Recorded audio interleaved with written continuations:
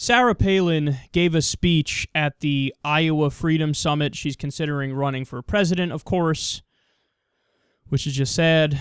Now, there are many parts of the speech that we can focus on.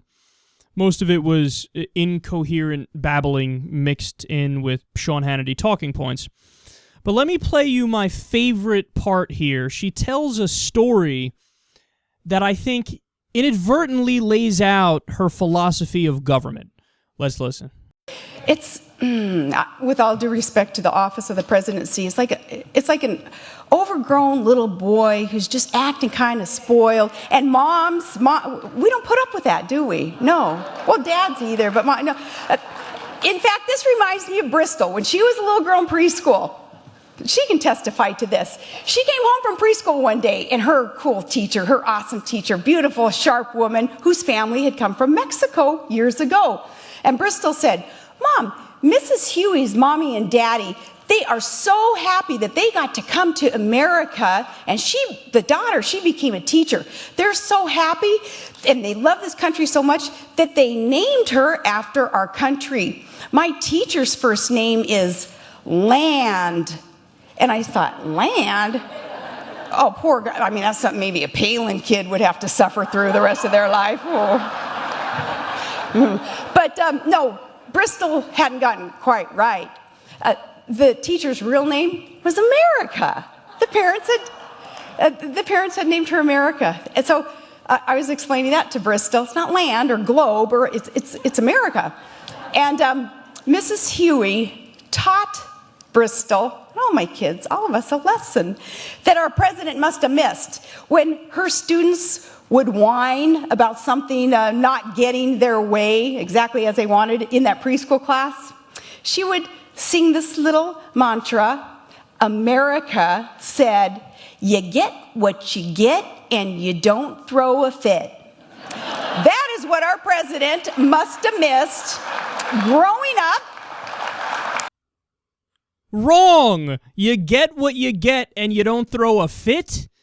Okay, that's a mantra that's more in line with Gaddafi's Libya or any fascist state around the world. You get what you get and you don't throw a fit. How could you possibly think for a split second that that represents Americanism? That couldn't be more incorrect. Democracy is built on whining and then fixing the shit that people are whining about. How do you not understand this? The opinions of the American people matter in a democracy because their will should be legislated into law. In theory, that's the idea of a representative democracy. But she managed to flip it exactly on her head, and that's why this is such an important story. Because it shows you what her real philosophy of government is. And unfortunately, I think this is also the philosophy of government that a lot of right-wingers have. It's the idea of, just like Cheney said, just like George W. Bush used to say, hey, you voted for us, so now shut the fuck up and go away and go focus on some other shit. All the red state people go hunting and fishing and shh, be quiet. All the liberals go watch some sitcom on TV or X Factor or whatever, Survivor.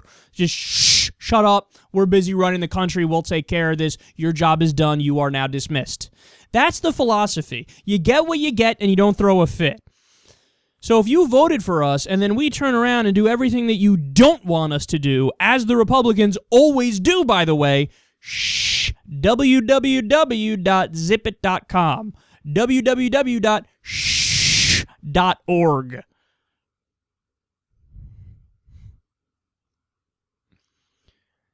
This is the new brand of conservatism that has come about in recent days, right? It's the new brand of conservatism, this post-1980 version of conservatism where they almost embrace their anti-intellectualism. They embrace their folksy, why I oughta, let me tell you something, pal, I don't know anything, but I'll still be condescending to you. People who were silly and unintelligent, didn't they used to kind of know, like, okay, I know my place. Like, I'm not going to act like I know better than everybody and that I'm some sort of professor when I'm a dunce. Sarah Palin's the exact opposite of that. She's brazen and emboldened in her unintelligence. And she almost brags about it. Now, also, at the beginning of the story, I don't know if you noticed, but she did try to tie this into Obama. She's like, the president didn't learn this story. Well, I'm glad he didn't learn that story, because that would be the terrible message for one to take away in a representative democracy. But she called Obama an overgrown, spoiled little boy. No. I wonder who the real overgrown, spoiled little children are in America. Well, when you look at the data, we kind of know it's the people who tried to repeal Obamacare 54 times, knowing that Obama is still president and he would veto any legislation they pushed. 54 times they tried it anyway. So who's the real overgrown, spoiled children? How about the fact that they broke the filibuster record under Obama? How about the fact that Ted Cruz shut down the government when he couldn't get his way? He literally shut down the government because he didn't get his way, and he read fucking Green Eggs and Ham on the floor of the Senate. And you're to tell us that Obama's the overgrown, spoiled little boy? You guys are the overgrown, spoiled little children.